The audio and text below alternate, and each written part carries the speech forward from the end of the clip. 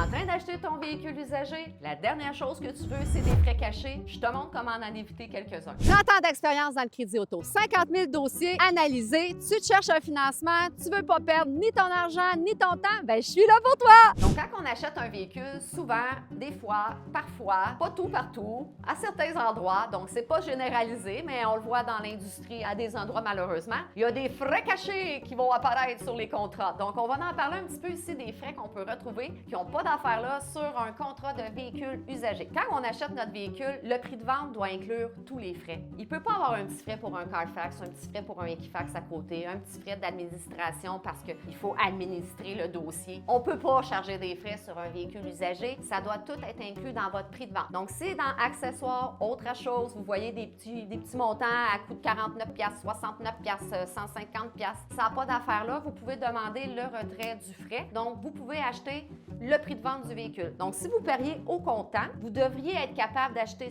seulement le prix de vente du véhicule. Les autres frais cachés, il n'y en a pas tant que ça. En fait, des frais cachés, à un moment donné, il ne faut pas l'inventer non plus. Mais un frais qui est souvent non déclaré, bien, quand on achète un véhicule, là, puis qu'on le finance, il y a des intérêts. Et des intérêts, bien, c'est des frais, c'est un coût d'emprunt. Et ça, c'est souvent non déclaré dans un financement, malheureusement. Puis c'est là que tu te retrouves à payer ta belle Hyundai Elantra à 13 000 49 000 Donc, c'est vraiment important de vérifier le coût d'emprunt parce que c'est de l'argent qui va sortir de notre compte de banque, qui va être donné à la banque, puis ça ne reviendra jamais dans nos affaires. Donc, le coût d'emprunt, on va vous montrer sur un contrat où qu'on regarde ça.